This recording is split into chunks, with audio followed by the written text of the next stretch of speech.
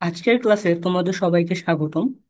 আজকে আমরা আলোচনা করব অপরিচিত গল্পটি নিয়ে।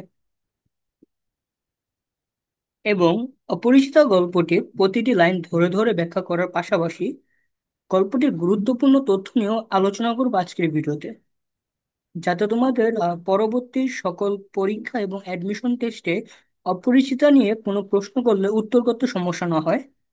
অপরিচিত গল্পটি আরো ভালোভাবে বোঝার জন্য আমরা অপরিচিত গল্পটিকে দুটি ক্লাসে ভাগ করব। আজকে হচ্ছে অপরিচিত গল্পটির প্রথম ক্লাস। তাহলে চলো আজকের ভিডিওটি শুরু করি। আজকের ভিডিওটি শুরু করার আগে আমরা অপরিচিত গল্পটির লেখক রবীন্দ্রনাথ ঠাকুর সম্পর্কে লেখক পরিচিতি থেকে গুরুত্বপূর্ণ তথ্যগুলো জেনে নেব। রবীন্দ্রনাথ ঠাকুর 1861 খ্রিস্টাব্দের 7ই মে, বাংলায় 1268 বঙ্গাব্দের 25শে বৈশাখ কলকাতার জোড়াসাঁকোর ঠাকুর পরিবারে জন্মগ্রহণ করেন। তার পিতার নাম দেবেন্দ্রনাথ ঠাকুর এবং মাতার নাম সারদা দেবী। বিশ্বকবি অভিধায় সম্ভাষিত রবীন্দ্রনাথ ঠাকুর বাংলা সাহিত্যের প্রথম সার্থক ছোট গল্পের রচয়িতা এবং বাংলা ছোট গল্পের শ্রেষ্ঠ শিল্পী। অর্থাৎ বিশ্বকবি হিসেবে পরিচিত রবীন্দ্রনাথ বাংলা সাহিত্যের প্রথম সার্থক ছোট গল্পের রচয়িতা, অর্থাৎ বাংলা সাহিত্যে যে ছোট গল্প আছে তিনি সেই ছোট গল্পের জনকও বলা হয় তাকে। তার লেখনীতেই বাংলা ছোট গল্পের উদ্ভব, বিকাশ ও সমৃদ্ধি ঘটেছে। তার ছোট গল্প বিশ্ব সাহিত্যের শ্রেষ্ঠ ছোট গল্পগুলোর সমতুল্য। 1284 বঙ্গাব্দে মাত্র 16 বছর বয়সে ভিখারিনী গল্প রচনার মাধ্যমে ছোট গল্প লেখক হিসেবে তার আত্মপ্রকাশ ঘটে। এখান থেকে এই লাইনটা তোমাদের জন্য খুবই গুরুত্বপূর্ণ যে 1284 বঙ্গাব্দে মাত্র 16 বছর বয়সে আহ, ভিখারিনী গল্প রচনার মাধ্যমে ছোট গল্প ছোট গল্পের লেখক হিসেবে রবীন্দ্রনাথ ঠাকুরের আত্মপ্রকাশ ঘটে। অর্থাৎ হচ্ছে তোমাদের এখান থেকে এমসিকিউ আসতে পারে যে রবীন্দ্রনাথের প্রথম ছোট গল্প কোনটি। তখন হচ্ছে তোমরা উত্তর করবে হচ্ছে ভিখারিনী। এবং হচ্ছে তো রবীন্দ্রনাথের প্রথম ছোট গল্পটি যখন প্রকাশিত হয় তখন রবীন্দ্রনাথ ঠাকুরের বয়স কত ছিল? মাত্র 16 বছর। এর এরপর থেকে জীবনের প্রায় শেষ দিন পর্যন্ত দীর্ঘ 64 বছর তিনি অখণ্ড গল্পগুচ্ছ সংকলিত 95টি ছোট গল্প রচনা করেছেন। এইখান থেকে হচ্ছে এমসিকিউটা গুরুত্বপূর্ণ যে গল্পগুচ্ছে মোট কতটি ছোট গল্প সংকলিত রয়েছে। এখানে উত্তর হচ্ছে 95টি ছোট গল্প সংকলিত রয়েছে গল্পগুচ্ছে। এর বাইরেও সে গল্প স্বল্প এবং লিপিকা গ্রন্থে তার আরো গল্প সংকলিত রয়েছে।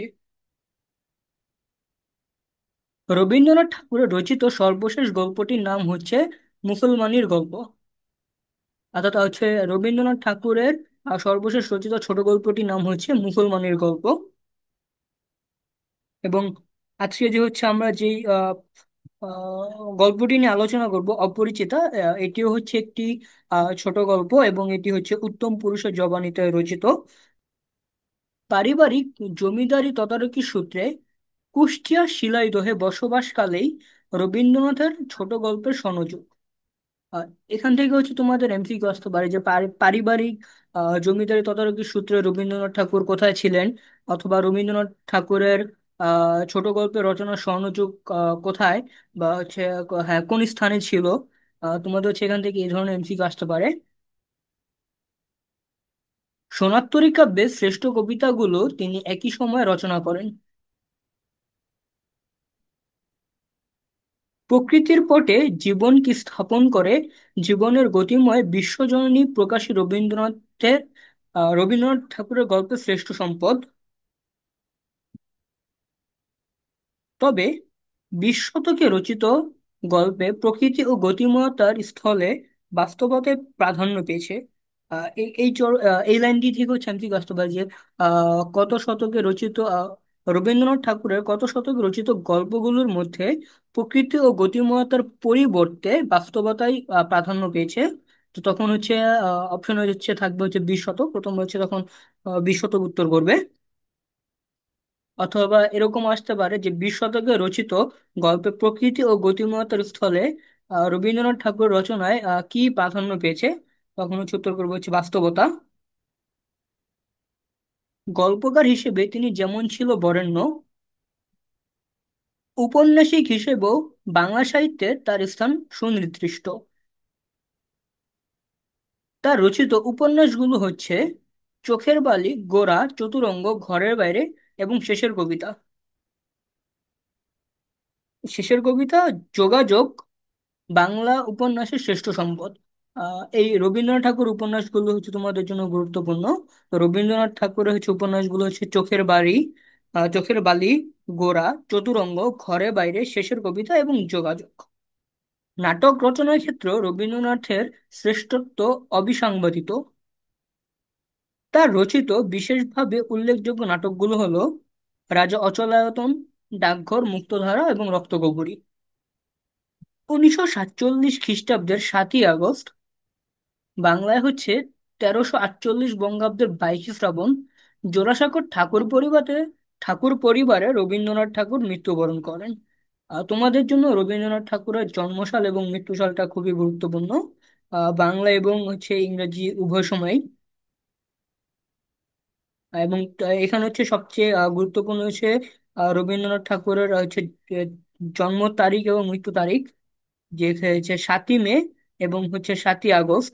তোমাদের হচ্ছে এমসিকিউ প্রশ্ন আসতে পারে যে নিম্নের কোন লেখকের জন্ম তারিখ এবং মৃত্যু তারিখ একই? তখন তোমরা হচ্ছে উত্তর করবে হচ্ছে রবীন্দ্রনাথ ঠাকুর।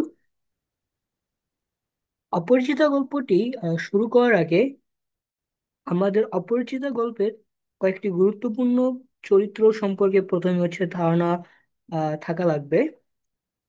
প্রথম যে হচ্ছে চরিত্র সেটি হচ্ছে অনুপম। অনুপম অপরিচিতা গল্পের একটি হচ্ছে অন্যতম প্রধান চরিত্র, এবং অনুপমের জবানিতেই এই গল্পটি আসলে রচিত। এবং অনুপমের জবানিতে যখন এই গল্পটি লেখা হয় তখন অনুপমের বয়স ছিল 27 বছর। এছাড়াও এই গল্পে অনুপমের আরেকটি বয়স উল্লেখ আছে, সেটি হচ্ছে 23 বছর। অনুপমের বন্ধুর নাম হচ্ছে হরিশ, এবং অনুপমের ভাগ্য দেবতার প্রধান এজেন্ট হচ্ছে মামা। অর্থাৎ অনুপমের উম যাবতীয় সকল বিষয়ের জন্য অনুপম হচ্ছে তার মামার উপর নির্ভরশীল। এবং এই গল্পে দুটি গুরুত্বপূর্ণ চরিত্র হচ্ছে শম্ভুনাথ সেন এবং কল্যাণী। শম্ভুনাথ সেনের একমাত্র কন্যা হচ্ছে কল্যাণী, এবং শম্ভুনাথ সেন হচ্ছে পেশায় হচ্ছে ডাক্তার। আজ আমার বয়স 27 মাত্র। গল্পকথক অনুপম যখন তার ভাষায় এই গল্পটি লিখছিলেন তখন অনুপমের বয়স ছিল 27। তোমাদের জন্য এই এই লাইনের এই প্রথম লাইনটা খুবই গুরুত্বপূর্ণ। এখান থেকে হচ্ছে তোমার এমসিকিউ প্রশ্ন আসতে পারে যে অনুপমের যখন হচ্ছে গল্পটি লিখছিলেন বা গল্পটির শুরুতে হচ্ছে অনুপমের যে বয়স বলা হয়েছিল তখন অনুপমের বয়স কত ছিল? তো যখন হচ্ছে অনুপম এই গল্পটি লিখেন তখন অনুপমের বয়স ছিল হচ্ছে 27 বয়স। এই জীবনটা না দৈর্ঘ্যের হিসেবে বড়, না গুণের হিসেবে। অর্থাৎ অনুপমের জীবন গুণ বা দৈর্ঘ্য কোনো কিছুর হিসেবে বড় না। তা এই লাইনটি দিয়ে অনুপমের যে নিষ্ফল জীবন তিনি হচ্ছে সেটি বুঝিয়েছে।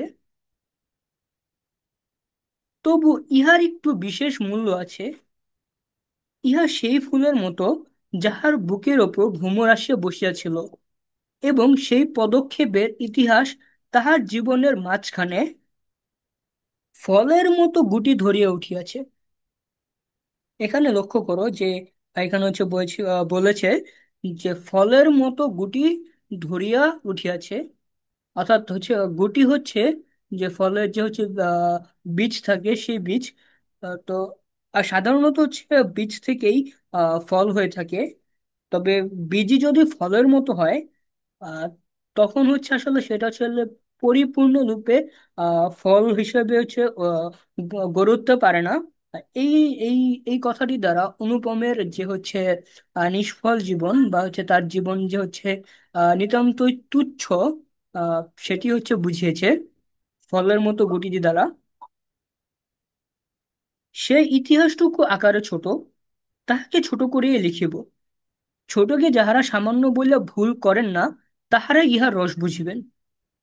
কলেজে যতগুলো পরীক্ষা পাশ করিবার আমি সব চুকাইয়াছি, অর্থাৎ অনুপমের যতগুলো ডিগ্রি অর্জন করার দরকার ছিল, অনুপম তার সবকিছু হচ্ছে অর্জন করেছে।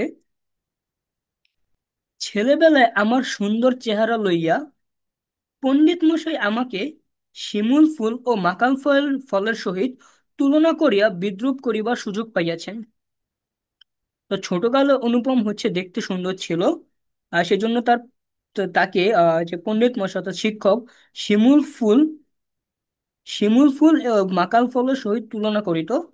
শিমুল ফুল এবং মাকাল ফল হচ্ছে এমন দুটি ফুল এবং ফল যেগুলো হচ্ছে আসলে আহ দেখতে সুন্দর হলেও যার কোনো হচ্ছে গুণ নেই।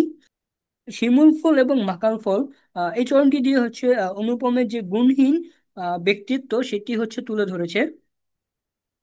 ইহাতে তখন বড় লজ্জা পাইতাম, কিন্তু বয়স হইয়া একথা ভাবিয়াছি, যদি জন্মান্তর থাকে তবে আমার মুখের স্বরূপ এবং পণ্ডিত মশার মুখে বিদ্রূপ আবার যেন এমনি করিয়াই প্রকাশ পায়।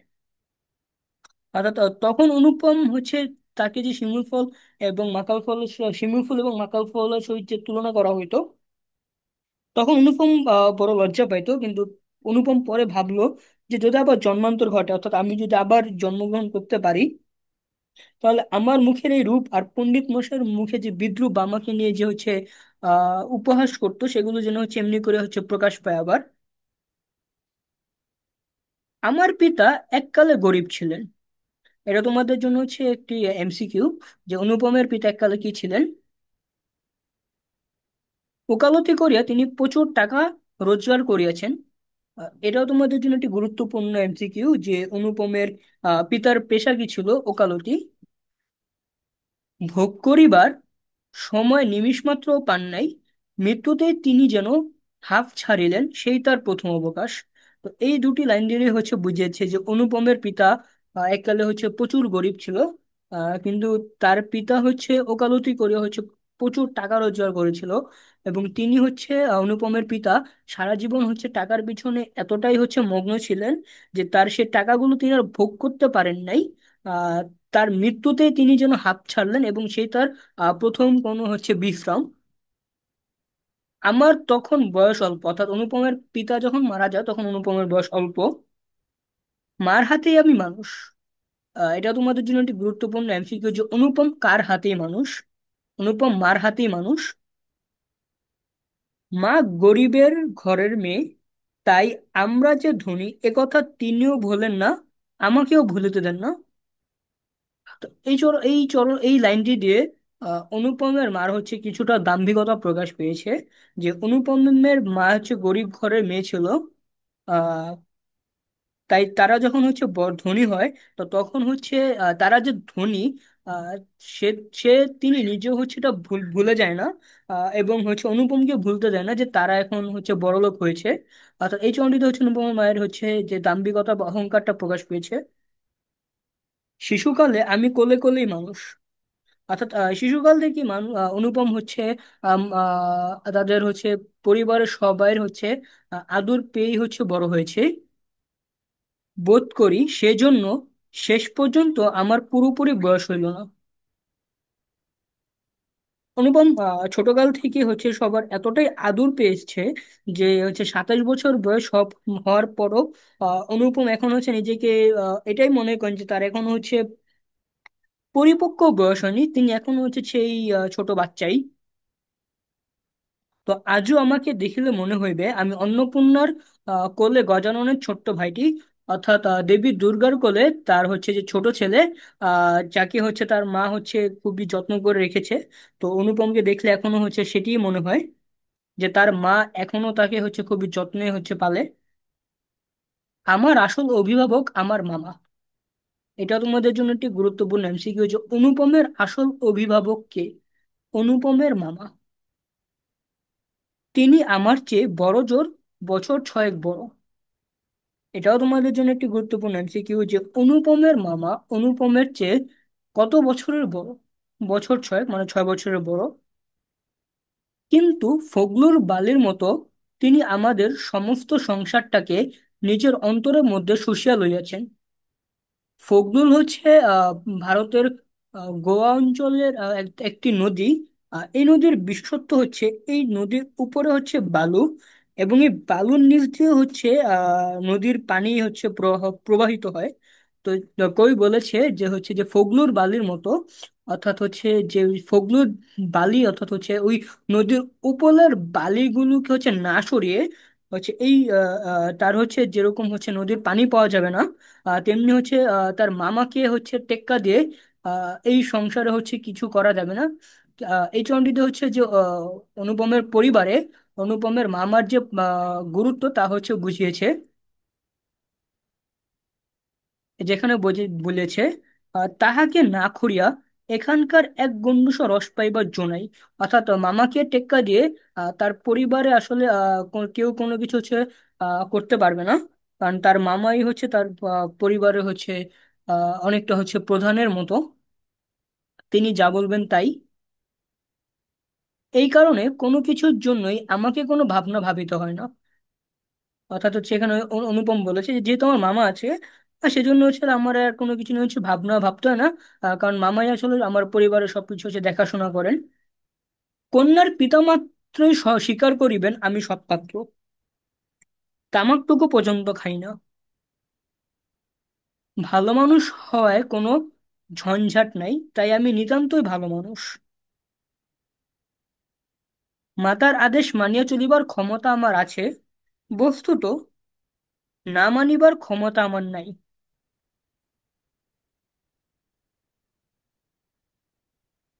অন্তঃপুরের শাসনে চলিবার মতো করাই আমি প্রস্তুত হইয়াছি।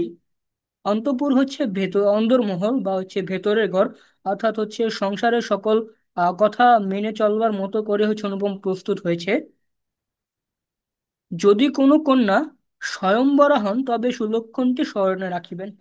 স্বয়ংবরার অর্থ হচ্ছে যে কন্যা নিজেই তার স্বামী পছন্দ করেন।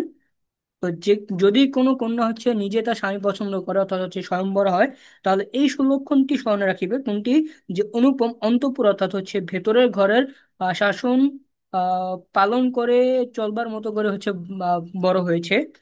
সেই সুলক্ষণটি মনে রাখবে।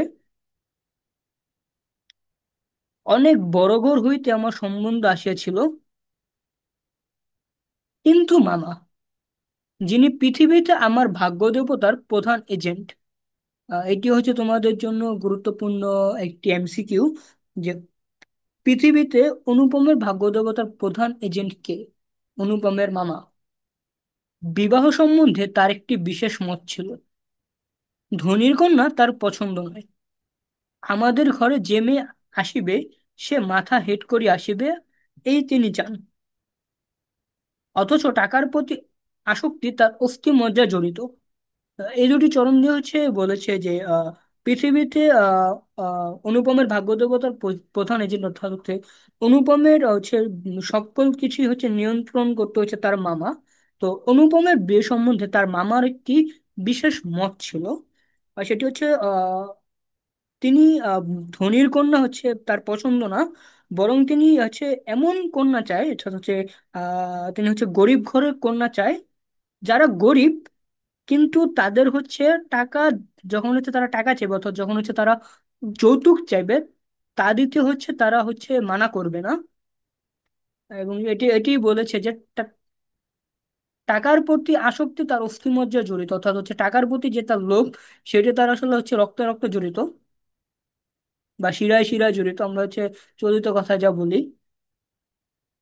তিনি এমন বেহাই চান যাহার টাকা নেই, অথচ যে টাকা দিতে কসুর করিবে না। অর্থাৎ যার টাকা নাই কিন্তু হচ্ছে তিনি চায় হচ্ছে গরিব বেহাই, কিন্তু তার কাছে টাকা চাইলে সে হচ্ছে টাকা দিতে মানা করবে না, তিনি এমন বেহাই চান। যা হোক শোষণ করা চলিবে, অথচ বাড়িতে আসিলে গুড়গুড়ির পরিবর্তে বাধা হুকা তামাক দিলে যাহার নালিশ খাটিবে না। অর্থাৎ হচ্ছে তিনি এমন বেহাই চান যাকে শোষণ করা যাবে, কিন্তু তাকে বাসায় আসলে ভালো মতো আপ্যায়ন না করলেও তার কোনো নালিশ খাটবে না। আমার বন্ধু হরিশ কানপুরে কাজ করে। এটা তোমাদের জন্য খুবই গুরুত্বপূর্ণ একটা এমসিকিউ। এখান থেকে হচ্ছে দুটো এমসিকিউ হয়। একটা হচ্ছে অনুপমের বন্ধুর নাম কি? হরিশ। এবং আরেকটা এমসিকিউ আসে, অনুপমের বন্ধু হরিশ কোথায় কাজ করে? উত্তর হচ্ছে কানপুরে। সে ছুটিতে কলকাতা আসিয়া আমার মন উতলা করিয়া দিল। এটাও তোমাদের জন্য হচ্ছে একটি গুরুত্বপূর্ণ এমসিকিউ যে অনুপমের বন্ধু হরিশ ছুটিতে কোথায় এসেছে? কলকাতায়। তো তোমাদের হচ্ছে আহ এই লাইনটুকু হচ্ছে আরেকবার হচ্ছে ভালো মতো হচ্ছে বুঝিয়ে দেই। কারণ এখান থেকে হচ্ছে এমসিকিউ হচ্ছে আসেই। আমার বন্ধু হরিশ, অর্থাৎ অনুপমের বন্ধুর নাম হচ্ছে হরিশ। সে কানপুরে কাজ করে এবং সে ছুটিতে হচ্ছে কলকাতায় এসেছে। অনুপমদের বাসা হচ্ছে কলকাতা। সে বলিল, ওহে, মেয়ে যদি বলো, একটা খাসা মেয়ে আছে, কিছুদিন পূর্বেই এমএ পাশ করিয়াছি। এটা হচ্ছে তোমরা হচ্ছে মনে রাখবে যে অনুপম কিছুদিন পূর্বে এমএ পাশ করিয়াছে। অর্থাৎ হচ্ছে যদি তোমাদের প্রশ্ন আসে যে অনুপম কি পাশ করিয়াছে, তো তখন হচ্ছে তোমরা বলবে হচ্ছে অনুপম এমএ পাশ করিয়াছে।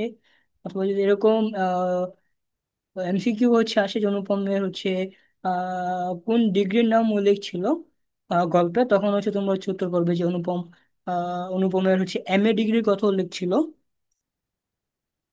সামনে যত দূর পর্যন্ত দৃষ্টি চলে ছুটি ধুধু করিতেছে। পরীক্ষা নাই, উমেদারি নাই, চাকরি নাই, নিজের বিষয় দেখিবার চিন্তা নাই, শিক্ষা নাই, ইচ্ছাও নাই, থাকিবার মধ্যেও ভেতরে আছেন মা এবং বাহিরে আছেন মামা। এই লাইনটা হচ্ছে একটু লক্ষ্য করো যে থাকিবার মধ্যে ভেতরে আছেন মা এবং বাহিরে আছেন মামা। তো তোমাদের হচ্ছে এখান থেকে হচ্ছে এমসিকিউ আসে যে অনুপমের হচ্ছে আহ বাহিরে কি আছে আর ভেতরে কি আছে। তো ভেতরে আছে মা এবং বাহিরে আছে হচ্ছে মামা। এই লাইনটি যদি হচ্ছে আমি তোমাকে হচ্ছে একটু ভালো মতো ব্যাখ্যা করে বলি, যে অনুপমের যাবতীয় সকল কিছু দেখার জন্য আছে হচ্ছে দুজন ব্যক্তি, একটি হচ্ছে তার মা আর একটি হচ্ছে তার মামা।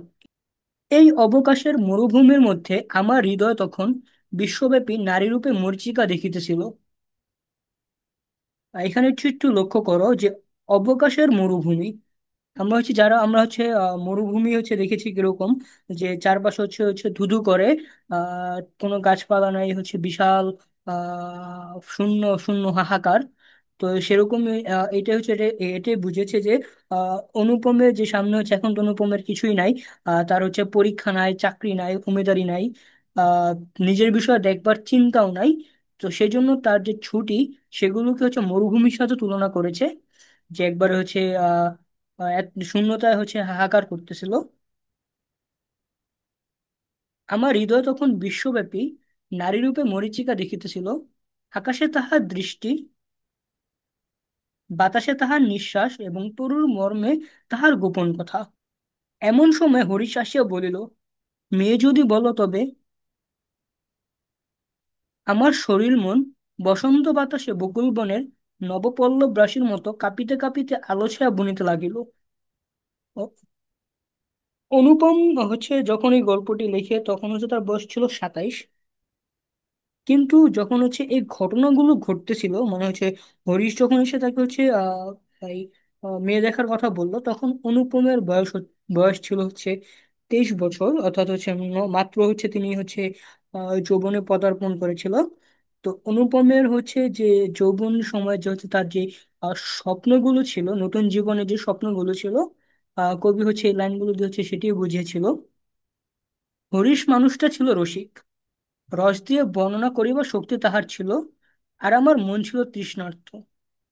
আমি হরিশকে বলিলাম, একবার মামার কাছে কথাটা পারিয়া দেখো। হরিশ আসর জমাইতে অদ্বিতীয়। এই লাইনটা হচ্ছে তোমাদের এমসিকিউর জন্য খুবই গুরুত্বপূর্ণ। তোমাদের হচ্ছে এমসিকিউতে প্রশ্ন আসতে পারে যে কে আসর জমাইতে অদ্বিতীয়। উত্তর হচ্ছে হরিশ আসর জমাইতে অদ্বিতীয়। তাই সর্বত্রই তাহার খাতির। আহ, এরকম এমসিকিউ আসতে পারে যে সর্বত্রই কার খাতির? হরিশের। মামাও তাহাকে পাইলে ছাড়িতে চান না। কথাটা তাহার বৈঠকে উঠিল, অর্থাৎ মামার বৈঠকে উঠিল। মেয়ের চেয়ে মেয়ের বাপের খবরটাই তাহার কাছে গুরুতর। অর্থাৎ মামার কাছে যে কন্যার কথা থেকেও কন্যার পিতার কথা, অর্থাৎ কন্যার আহ, পিতার যে অবস্থান, অর্থনৈতিক অবস্থান, সেটাই হচ্ছে মামার কাছে বেশি গুরুত্বপূর্ণ ছিল। পাপের অবস্থা তিনি যেমনটি চান তেমনই। অর্থাৎ হচ্ছে যে আমরা আগেও দেখেছি যে মামা হচ্ছে ধনীর কন্যা চায় চায় না, বা ধনী ঘরের কন্যা চায় না, কিন্তু তিনি এমন বেহাই চান যার টাকা নেই, অথচ হচ্ছে মামা যখনই চাইবে তখন হচ্ছে সে টাকা দিতে মানা করবে না। এককালে ইহাদের বংশে লক্ষ্মীর মঙ্গল ঘট ভরা ছিল। হিন্দু ধর্মে লক্ষ্মী হচ্ছে প্রাচুর্য এবং ঐশ্বর্যের দেবী, এবং মঙ্গল ঘট হচ্ছে তার প্রতীক। তো এখানে হচ্ছে এই এই চন্ডী দেব বুঝিয়েছে যে হচ্ছে কল্যাণীর পিতার এককালে হচ্ছে প্রচুর হচ্ছে ধন সম্পদ ছিল। এখন তাহা শূন্য বলিলেই হয়। এককালে ছিল, তবে এখন নাই বললেই চলে। অথচ তলায় সামান্য কিছু বাকি আছে। দেশে বংশমর্যাদা রাখিয়া চলা সহজ নয় বলিয়া ইনি পশ্চিমে গিয়ে বাস করিতেছেন। তো এককালে হচ্ছে কল্যাণীদের হচ্ছে প্রচুর ধন সম্পদ হচ্ছে ছিল, কিন্তু এখন হচ্ছে নাই। সেজন্য হচ্ছে তারা হচ্ছে পশ্চিমে গিয়ে বাস করিতেছে। তো এখানে পশ্চিম বলতে হচ্ছে ভারতের পশ্চিমাঞ্চলের কথা উল্লেখ করেছে, যে এখন হচ্ছে যে শম্ভুনাথ সেনরা হচ্ছে পশ্চিমে গিয়ে বসবাস করতেছে, সেখানে গরিব গৃহস্থের মতোই থাকেন। এই লাইনটি হচ্ছে তোমাদের জন্য গুরুত্বপূর্ণ। তোমাদের জন্য এখানে এখানে প্রশ্ন আসতে পারে যে হচ্ছে কল্যাণীর পিতা পশ্চিমে কিভাবে বসবাস করছেন, গরিব গৃহস্থের মতোই। একটি মেয়ে ছাড়া তার আর নাই, সুতরাং তাহার পশ্চাতে লক্ষ্মীর ঘরটি একেবারে উপর করিয়া দিতে দ্বিধা হইবে না। অর্থাৎ কল্যাণীর হচ্ছে আর কোনো ভাই বোন নাই, তাই হচ্ছে তাদের শম্ভুনাথ সেনের হচ্ছে যতটুকুই হচ্ছে সামান্য তলায় হচ্ছে ধন বা ধন সম্পদ ছিল, সেগুলো হচ্ছে কল্যাণীর পায়ের মধ্যে একবার উপুর করিয়া দিতে হচ্ছে, দ্বিতীয়বার হচ্ছে ভাববে না। এগুলো হচ্ছে অনুপমের মামার ধারণা। এসব ভালো কথা, কিন্তু মেয়ের বয়স যে 15, তাই শুনিয়া মামার মন ভার হইল। অর্থাৎ হচ্ছে আগের কালের সময় আহ মেয়েদের হচ্ছে খুবই অল্প বয়সে বিয়ে হয়ে যেত। যেমন হচ্ছে 5 থেকে 8 বছর বয়সের মধ্যে হচ্ছে বিয়ে হয়ে যেত, এবং 15 বছর বয়সে হচ্ছে তাদের হচ্ছে এক দুইটা বা দুইয়ের অধিক বাচ্চাও থাকতো। তো হচ্ছে তাই হচ্ছে ওই সময় হচ্ছে 15 বছর বয়সটা হচ্ছে একটি মেয়ের জন্য খুবই মানে অনেক বয়স। একে তো বরের ঘাট মহার্ঘ, তাহার উপরে আবার ধনুক ভাঙাপন।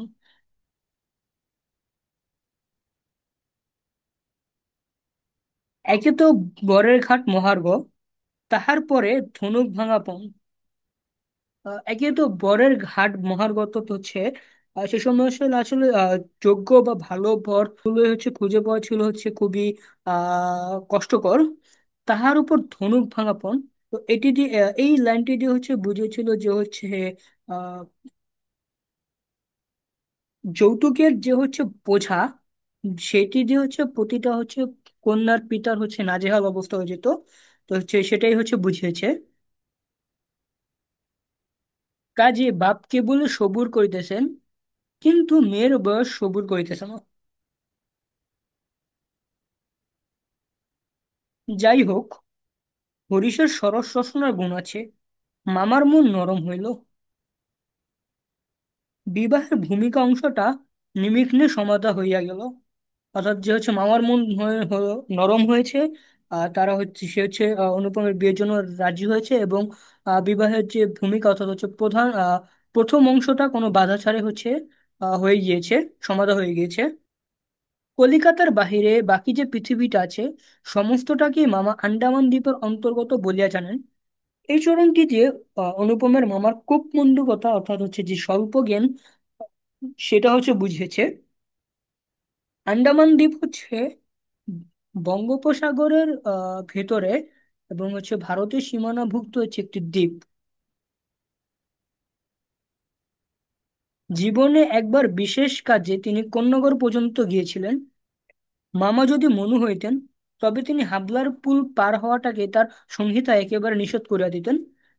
অর্থাৎ অনুপমের মামা যদি হচ্ছে বিধানকর্তা হইতেন, তবে যে হচ্ছে তার সংহিতা অর্থাৎ তার হচ্ছে বিধান রচনা করেন হচ্ছে যে বইয়ে, সেই বইয়ে তিনি হচ্ছে হাবলার পুল বা হচ্ছে হাবলার যে ব্রিজ, সেটাকে তিনি পার হওয়া নিষেধ করে দিতেন।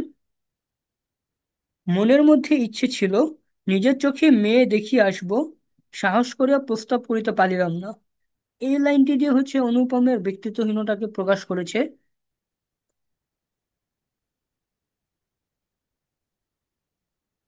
কন্যাকে আশীর্বাদ করিবার জন্য যাহাকে পাঠানো হইল, সে আমার বিনু দাদা, আমার পিসতুতো ভাই। এই লাইনটি হচ্ছে তোমাদের এমসিকিউর জন্য খুবই গুরুত্বপূর্ণ। যে কন্যাকে আশীর্বাদ করার জন্য যাকে পাঠানো হইলো, তার নাম কি? বিনু দাদা। এবং তার সাথে অনুপমের সম্পর্ক কেমন? সে হচ্ছে অনুপমের পিসতুতো ভাই। তাহার মতো রুচি আর দক্ষতার উপর আমি 16 আনা নির্ভর করতে পারি। অর্থাৎ অনুপম বিনু দাদার রুচি আর দক্ষতার উপর 16 আনা অর্থাৎ সম্পূর্ণভাবে হচ্ছে তিনি হচ্ছে নির্ভর করতে পারেন। 16 আনা তারা হচ্ছে একবারে সম্পূর্ণভাবে সেটি হচ্ছে বুঝিয়েছে। বিনুদা ফিরিয়া আসিয়া বলিলেন, মন্দ নহে, খাঁটি সোনা বটে।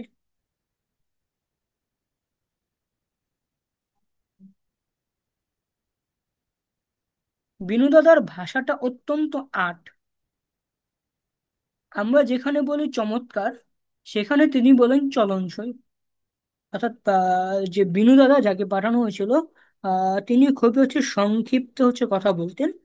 আহ, তিনি আমরা মানে সাধারণ মানুষ হচ্ছে যেখানে বলতেন যে খুব চমৎকার, বাহ বা অসাধারণ, তিনি সেখানে বলতেন যে না, ঠিক আছে, চলনসই। অতএব বুঝিলাম আমার ভাগ্যে প্রজাপতির সঙ্গে পঞ্চস্বরের কোনো বিরোধ নেই। তো প্রজাপতি হচ্ছে এখানে হচ্ছে হিন্দু ধর্মে হচ্ছে জীবের দেবতা। তিনি হচ্ছে বিয়ের দেবতাও। এবং পঞ্চস্বরের হচ্ছে মদন দেবের 5টি বাণ। তো হচ্ছে সাধারণত হচ্ছে চলিত কথা হচ্ছে বাণ দেওয়া দ্বারা হচ্ছে আমরা হচ্ছে কোনো কিছু হচ্ছে বাধাগ্রস্ত সেটাকেই বোঝাই। তো অনুপম যখন হচ্ছে দেখলো যে তার বেনু দাদা হচ্ছে এসে যে যে কন্যাকে দেখতে গিয়েছিল, মানে অর্থাৎ হচ্ছে কল্যাণীকে দেখতে গিয়েছিল, তিনি সে এসে কল্যাণীর খুব প্রশংসা করছিল। তো তখন তিনি বুঝলেন যে যাক, যেহেতু বিনু দাদার পছন্দ হয়েছে, তাহলে বিয়ে নিয়ে হয়তো আমার ভাগ্যে হচ্ছে আর কোনো সমস্যা নেই।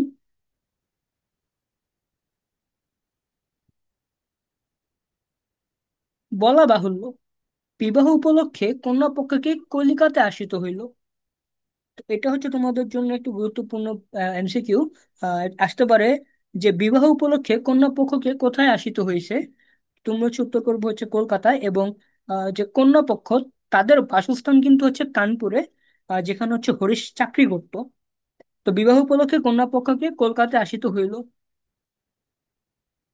কন্যার পিতা শম্ভুনাথ বাবু হরিশকে কতটা বিশ্বাস করেন তাহার প্রমাণ এই যে, বিবাহের 3 দিন পূর্বে, এটা হচ্ছে একটু তোমরা হচ্ছে মনে রাখবে যে বিবাহের 3 দিন পূর্বে আহ, তিনি আমাকে প্রথম সচক্ষে দেখেন এবং আশীর্বাদ করিয়া যান। অর্থাৎ কন্যার পিতা শম্ভুনাথ বাবু হরিশকে এতটাই ভরসা করেন যে মাত্র বিবাহ 3 দিন পূর্বে হচ্ছে তিনি অনুপমকে সচক্ষে দেখেন এবং তাকে হচ্ছে আশীর্বাদ করে যায়, মানে হচ্ছে শুভকামনা জানিয়ে যায়।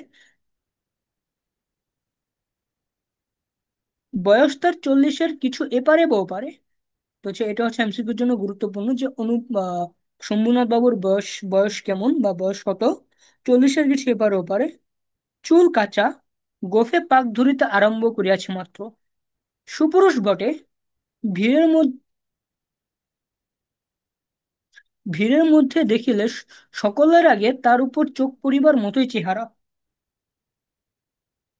আশা করি আমাকে দেখিয়া তিনি খুশি হইয়াছেন। বোঝা শক্ত, কেননা তিনি বড়ই চুপচাপ। শম্ভুনাথ বাবু স্বভাব হচ্ছে তিনি বড়ই চুপচাপ। দু একটি কথা বলেন, যেন তাহাতে পুরো জোর দিয়ে বলেন না। মামার মুখ তখন অনর্গল ছুটিতেছিল। ধনে মানে আমাদের স্থান যে শহরের কারোর চেয়ে কম নেই, সেটিকেই তিনি নানা প্রসঙ্গে প্রচার করিতেছিলেন। অর্থাৎ হচ্ছে শম্ভুনাথ বাবু যখন হচ্ছে অনুপমকে আশীর্বাদ করতে আসে, তখন হচ্ছে আশীর্বাদের পরে অনুপমের মামা নিজের হচ্ছে দম্ভ প্রকাশ করতে থাকে শম্ভুনাথ সেনের সামনে কাছে, যে আহ, তাদের হচ্ছে শহরে অনেক দাপট, আহ, তাদের অনেক পরিচয় রয়েছে এইসব। শম্ভুনাথ বাবু একথায় একেবারেই যোগী দিলেন না। কোনো ফাঁকে একটা হা বা হুঁ কিছু শোনা গেল না। আমি হইলে দমিয়া যাইতাম, কিন্তু মামাকে দমানো শক্ত।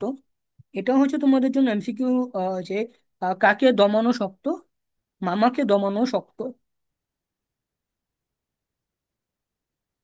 তিনি শম্ভুনাথ বাবু চুপচাপ ভাব দেখিয়া ভাবিলেন, লোকটা নিতান্তই নির্জীব, একেবারেই কোনো তেজ নাই। বেহাই সম্প্রদায়ের আর যাই থাক, তেজ থাকাটা দোষের। অতএব মামা মনে মনে খুশি হইলেন। শম্ভুনাথ বাবু যখন উঠিলেন, তখন মামা সংক্ষেপে উপর হইতেই তাকে বিদায় করিলেন, গাড়িতে তুলিয়া দিতে গেলেন না। প্রচলিত সামাজিক রীতি অনুযায়ী যখন কোনো আত্মীয় আমাদের বাসায় আসে, তো তখন হচ্ছে তারা যখন হচ্ছে চলে যায়, তখন হচ্ছে আমরা ভদ্রতার খাতিরে হচ্ছে তাকে হচ্ছে গেট পর্যন্ত কিংবা হচ্ছে গাড়ি পর্যন্ত এগিয়ে দিয়ে আসি। কিন্তু অনুপমের মামা যখন দেখলো যে লোকটা নিতান্তই নির্জীব, তখন হচ্ছে তিনি ভাবলেন যে ঠিক আছে, ছোট ঘরের পরিবারের মানুষ, আমরা তো খুবই বড় লোক। তো তিনি হচ্ছে প্রথমেই হচ্ছে তাকে হচ্ছে তুচ্ছ তাচ্ছিল্য করলেন।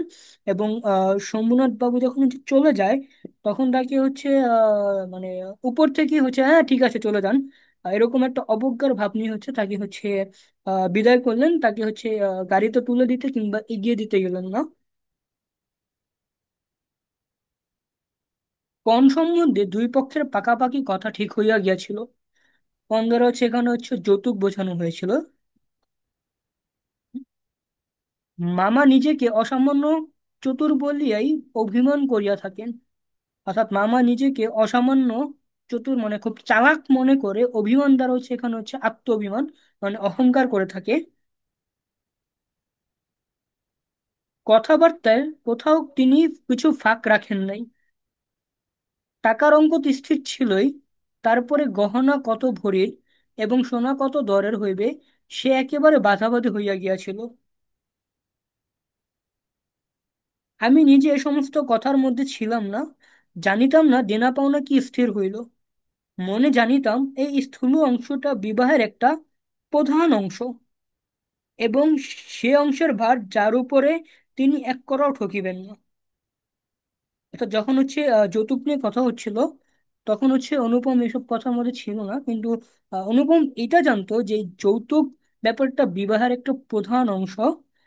এবং এই যৌতুক যার পক্ষে থাকবে তিনি হচ্ছে এক কড়াও ঠকবে না। বস্তুত আশ্চর্য পাকালোক বলিয়া মামা আমাদের সমস্ত সংসারের প্রধান গর্বের সামগ্রী। যেখানে আমাদের কোনো সম্বন্ধ আছে, সেখানে সর্বত্রই তিনি বুদ্ধির লড়াই জিতিবেন, এ একেবারে ধরা কথা। এজন্য আমাদের অভাব না থাকিলেও এবং অন্যের পক্ষের অভাব কঠিন হইলেও জিতিব। আমাদের সংসারের এই জেদ, ইহাতে যে বাঁচুক আর যে মরুক।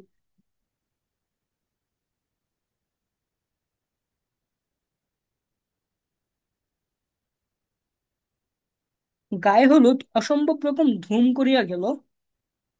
অর্থাৎ গায়ে হলুদ হচ্ছে অসম্ভব রকম হচ্ছে ধুমধাম ভাবে সম্পন্ন হলো। বাহক এত গেল যে তাহার আদমশুমারি করিতে হইলে কেরানি রাখিতে হইবে।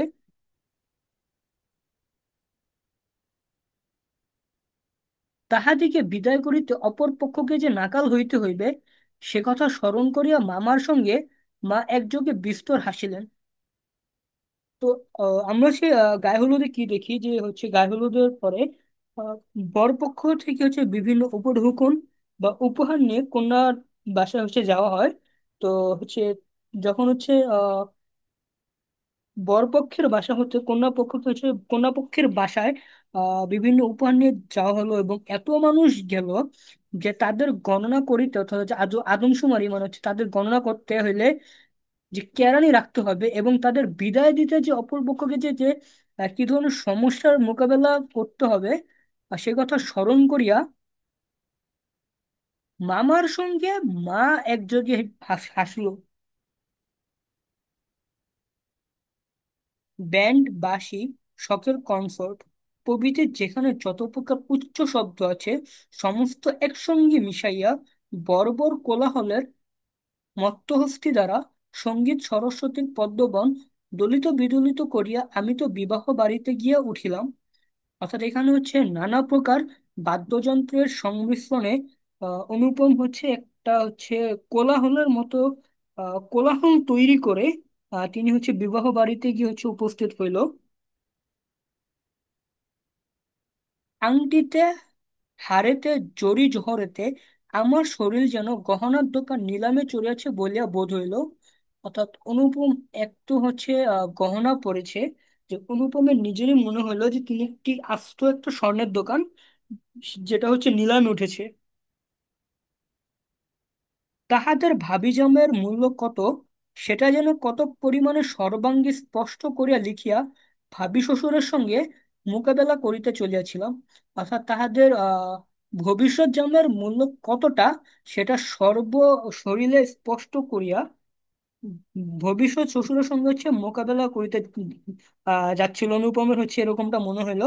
এখানে ভাবি জামাই এবং ভাবি শ্বশুর দ্বারা হচ্ছে ভবিষ্যৎ জামাই এবং ভবিষ্যৎ শ্বশুর বোঝানো হয়েছে। মামা বিবাহ বাড়িতে ঢুকিয়া খুশি হইলেন না। এটা তোমাদের জন্য একটা এমসিকিউ, যে কে বিবাহ বাড়িতে ঢুকিয়া খুশি হইলেন না। মামা বিবাহ বাড়িতে ঢুকিয়া খুশি হইলেন না। একে তো উঠানটাতে বরযাত্রীদের জায়গা সংকুলান হওয়াই শক্ত, তাহার পরে সমস্ত আয়োজনটাই নিতান্তই মধ্যম রকমের। অর্থাৎ হচ্ছে এত এত বরযাত্রী গেল যে উঠানটাতে হচ্ছে তাদের জায়গাও হচ্ছিল না। তার উপর আবার যে আয়োজন ছিল সেটা হচ্ছে আসলে খুব ভালো না, মোটামুটি হচ্ছে মধ্যম রকমের হয়েছিল। তো সেটা দেখে হচ্ছে অনুপম মামা হচ্ছে বিয়ে বিয়ে বাড়িতে ঢুকেছে, খুশি হলো না।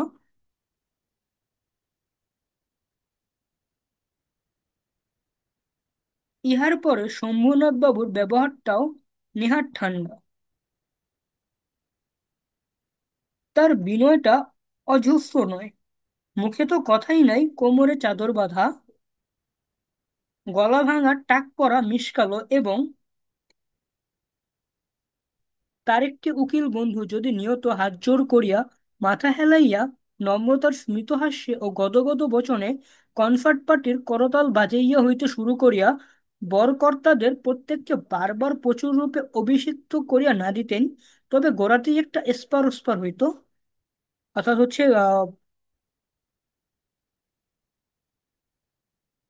এই লাইনগুলোতে হচ্ছে বুঝেছে যে অনুপমের মামা হচ্ছে বিয়ে বাড়িতে ঢুকে হচ্ছে খুশি হলো না। কারণ হচ্ছে সে সে উঠানটা তো হচ্ছে জায়গাটা হচ্ছে খুবই হচ্ছে ছোট ছিল, যেখানে হচ্ছে বরযাত্রীদের জায়গায় হচ্ছিল না, তার উপরে আয়োজনটা হচ্ছে আসলে মধ্যম রকমের ছিল। এবং যে হচ্ছে কন্যার পিতা শম্ভুনাথ বাবুর যে হচ্ছে যে বিনয়টা সেটাও আসলে তার মামার পছন্দ হয়নি। তো শম্ভুনাথ বাবু একটি উকিল বন্ধু ছিল, সে যদি হচ্ছে নিয়মিত ভাবে হাত জোড় করে মাথা নত করে হচ্ছে নম্রভাবে এবং হাসি মুখে যদি কনসার্ট পার্টির করতাল, কনসার্ট পার্টির মানে অর্থাৎ হচ্ছে যে একেবারে হচ্ছে সাধারণ মানুষ থেকে শুরু করে আহ, বরকর্তাদের বারবার যদি হচ্ছে সম্মান জ্ঞাপন না করতো, তাহলে বিবাহের শুরুর আগেই হচ্ছে একটা হচ্ছে হট্টগোল পাকিয়া যাইতো। তো এই লাইনগুলোতে হচ্ছে এটাই বুঝিয়েছে। আমি সবার আমি সবাই বসিবার কিছুক্ষণ পরেই মামা শম্ভুনাথ বাবুকে পাশের ঘরে ডাকিয়া লইয়া গেলেন। কি কথা হইল জানি না। কিছুক্ষণ পরে শম্ভুনাথ বাবু আমাকে আসিয়া বলিলেন, বাবাজি, একবার এইদিকে আসতে হচ্ছে। ব্যাপারখানা এই, সকলের না হোক, কিন্তু কোনো কোনো মানুষের জীবন একটা কিছু লক্ষ্য থাকে। মামার একমাত্র লক্ষ্য ছিল তিনি কোনো মতেই কারো কাছে ঠকিবে না। তার ভয় তার বেহাই তাকে গহনায় ফাঁকি দিতে পারে। বিবাহ কার্য শেষ হইয়া গেলে সে ফাঁকির আর প্রতিকার চলিবে না। বাড়ি ভাড়া সওগাত, লোকবিবাহে লোকবিদায় প্রভৃতি সম্বন্ধে যেরকম টানাটানির পরিচয় পাওয়া গেছে, তাহাতে মামা ঠিক করিয়াছিলেন দেওয়া থেওয়া সম্বন্ধে এই লোকটির শুধু মুখের কথার উপর ভর করা চলিবে না। অর্থাৎ জীবনে হচ্ছে সকলের না হোক, কিন্তু কিছু কিছু মানুষের কিছু লক্ষ্য থাকে। তেমনি মামার লক্ষ্য হচ্ছে যে তিনি কোনো মতেই কারো কাছে ঠকবে না। তো মামার হচ্ছে ভিতরে ভিতরে হচ্ছে ভয় ছিল যে তার বেহাই তাকে হচ্ছে গহনায় ফাঁকি দিবে, অর্থাৎ হচ্ছে আহ তার বেহাই হচ্ছে যতগুলো গহনা দেওয়ার কথা ছিল তিনি তাকে ততগুলো গহনা দিবে না, হয়তো কম দিবে, নয়তোবা নয়তোবা হচ্ছে ভেজালালা গহনা দিবে। তাই তিনি হচ্ছে তার আহ, এই মানে বিবাহ শুরুর পূর্বেই বা বিবাহ আনুষঙ্গিকতার সঙ্গে এই কন্যার পিতা যে হচ্ছে আসলে টানাটানি, অর্থাৎ হচ্ছে আহ কিপটেমির পরিচয় দিয়েছে। তো মামা তাতে হচ্ছে ঠিক করেছে যে দেওয়া থেওয়া ধরো তো হচ্ছে পণ বা হচ্ছে যৌতুকের ব্যাপারে তিনি শুধুমাত্র হচ্ছে শম্ভুনাথ বাবুর মুখের কথার উপর বিশ্বাস করবে না।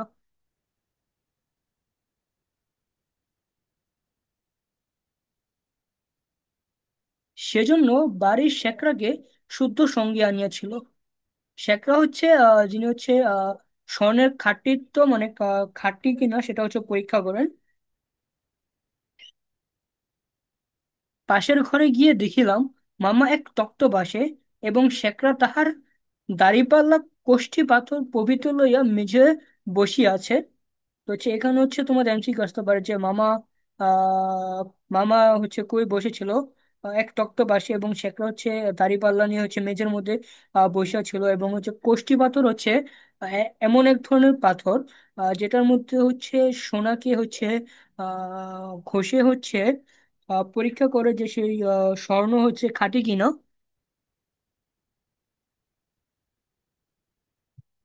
শম্ভুনাথ বাবু আমাকে বলিলেন, তোমার মামা বলিতেছেন বিবাহ কাজ শুরু হইবার আগেই তিনি কনের সমস্ত গহনা যাচাই করিয়া দেখিবেন। ইহাতে তুমি কি বলো? আমি মাথা হেঁট করিয়া চুপ করিয়া রহিলাম। মামা বলিলেন, ও আবার কি বলবে? আমি যা বলবো তাই হবে। তো এই দুটি লাইন দিয়ে হচ্ছে আবারও হচ্ছে অনুপমের ব্যক্তিত্বহীনতার প্রকাশ ঘটেছে। যে শম্ভুনাথ বাবু হচ্ছে অনুপমকে যখন হচ্ছে প্রশ্ন করে যে তোমার মামা তো হচ্ছে বিবাহের আগেই কন্যা সমস্ত গহনা যাচাই করে নিতে চায়, তো এই ব্যাপারে তুমি কি বলো? তখন আসলে অনুপম কোনো উত্তর না দিয়ে হচ্ছে মাথা নিচু করে হচ্ছে দাঁড়িয়ে রইলো। তো তখন হচ্ছে মামা বুঝিয়ে দিল যে অনুপমের এসব ব্যাপারে কোনো কথা বলা চলে না। অনুপমের মামা যা বলে তাই হবে। শম্ভুনাথ বাবু আমার দিকে চাহিয়া করিলেন, সে কথাই তবে ঠিক, উনি যা বলবেন তাই হবে। এ সম্বন্ধে তোমার কিছু বলিবার নাই? আমি একটু ঘাড় নাড়ার ইঙ্গিতে জানাইলাম, এসব কথায় আমার সম্পূর্ণ অনধিকার। আচ্ছা, তবে বসো, মেয়ের গা হইতে সমস্ত গহনা খুলিয়া আনিতেছি। এই বলিয়া তিনি উঠিলেন। মা বলিলেন, অনুপম এখানে বসিয়া কি করিবে? ও সবাই গিয়ে বসুক। শম্ভুনাথ বাবু বলিলেন, না, সভায় নয়, এখানেই বসতে হইবে। কিছুক্ষণ পরে তিনি একখানা গামছায় বাঁধা গহনা আনিয়া তক্তপাশের ওপর মিলিয়া ধরিলেন।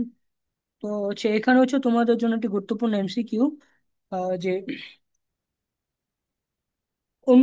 শম্ভুনাথ বাবু কিসে করে হচ্ছে গহনা এনেছিল? সেটা হচ্ছে একখানা গামছা বাঁধা হচ্ছে তিনি গহনা এনেছিল। সমস্তই তাহার পিতামহীদের আমলের গহনা, হাল ফ্যাশনের সূক্ষ্ম কাজ নয়, যেমন মোটা তেমনি ভারী। এটা হচ্ছে তোমাদের জন্য হচ্ছে একটি এমসিকিউ, যে যে গহনাগুলো কোন আমলের? পিতামহী আমলের, অর্থাৎ আহ শম্ভুনাথ বাবুর হচ্ছে দাদির আমলের। পিতামহ হচ্ছে পিতামহ অর্থ হচ্ছে দাদা, এবং পিতামহী অর্থ হচ্ছে দাদি। তো যে গহনাগুলো এনেছিল সেগুলো হচ্ছে তার দাদির আমলের। হাল ফ্যাশনের সূক্ষ্ম কাজ নয়, যেমন মোটা তেমনি ভারী। শেখরা গহনা হাতে তুলিয়া লইয়া বলিল, এ আর দেখিব কি, ইহাতে খাদ নাই। এমন সোনা এখনকার দিনে ব্যবহারই হয় না।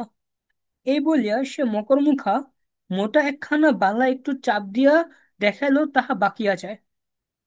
মকর মকর মুখা শব্দের অর্থ হচ্ছে কুমিরের মুখের মতো মোটা একখানা হচ্ছে বালা। বালা অর্থ হচ্ছে হাতে পরে যে হচ্ছে চুড়ি। তো সেই চুড়িতে হচ্ছে একটু চাপ দিয়ে হচ্ছে দেখালো যে সেটা হচ্ছে বাকিয়া যায়।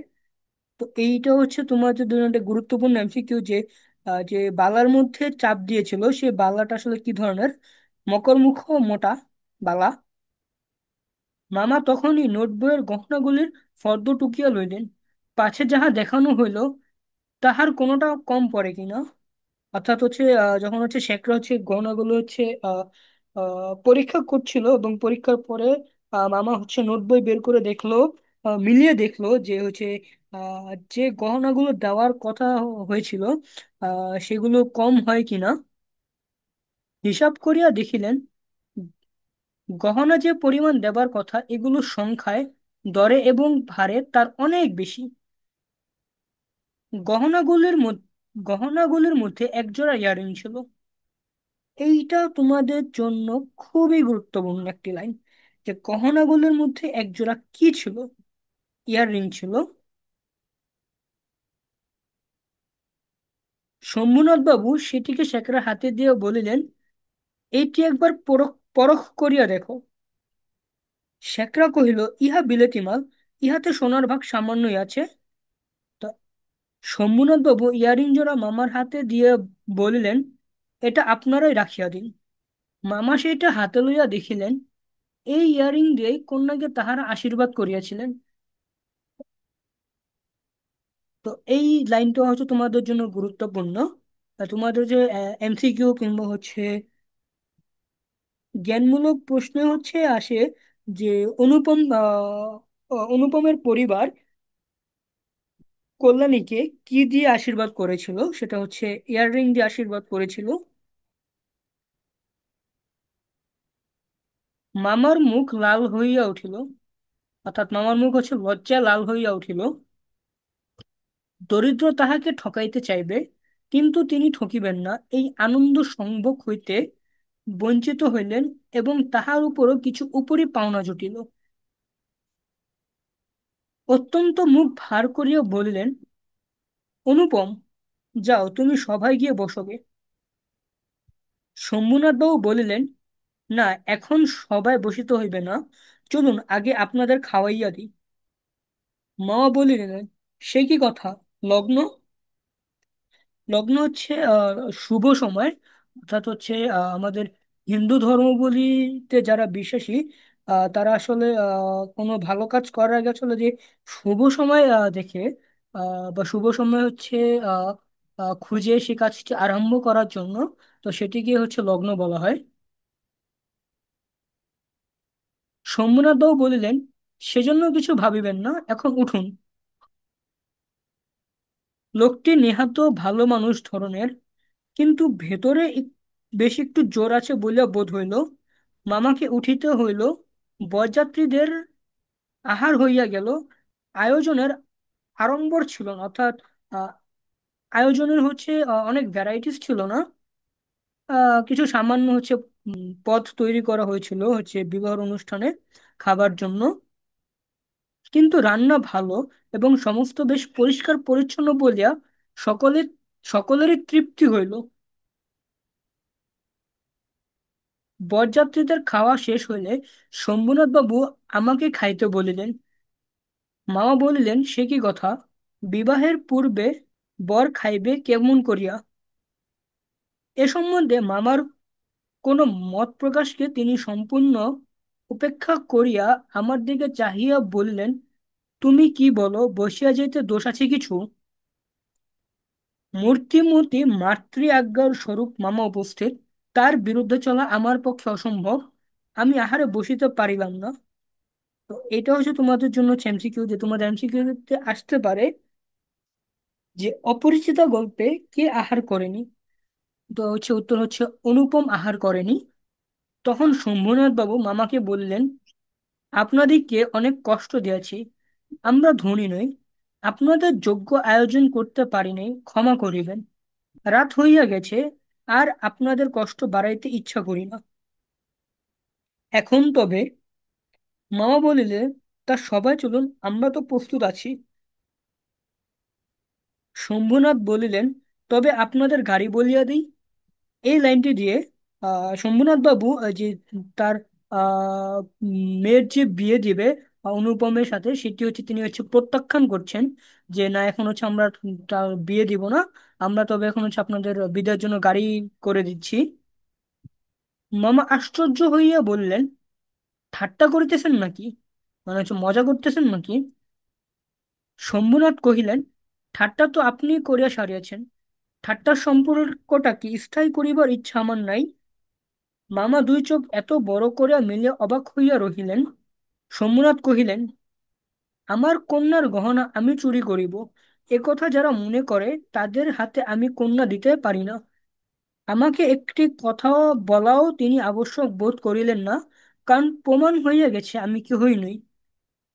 তারপরে যাহা হইল সে আমি বলিতে ইচ্ছা করি না। ঝাল লণ্ঠন ভাঙিয়া চুরিয়া, জিনিসপত্র লণ্ডভণ্ড করিয়া বরযাত্রীদের দল দক্ষযজ্ঞের পালা সারিয়া বাহির হইয়া গেল। তো এই লাইনগুলো দিয়ে হচ্ছে আসলে যখন হচ্ছে শম্ভুনাথ বাবু বিবাহ দিতে অস্বীকার করলেন, আর তারপর হচ্ছে যে হচ্ছে কন্যার বাড়িতে হচ্ছে যেই হচ্ছে হট্টগোল হয়েছিল, লেখক হচ্ছে এখানে হচ্ছে সেই বর্ণনায় দিয়েছে, বাড়ি ফিরিবার সময় ব্যান্ড, রসন, চৌকি ও কনসর্ট একসঙ্গে বাজিল না। অর্থাৎ মানে বিয়ের বাড়ি থেকে ফেরার সময় আসলে হচ্ছে কোনো ধরনের হচ্ছে বাদ্যযন্ত্র হচ্ছে বাজেনি, সবে হচ্ছে নীরব।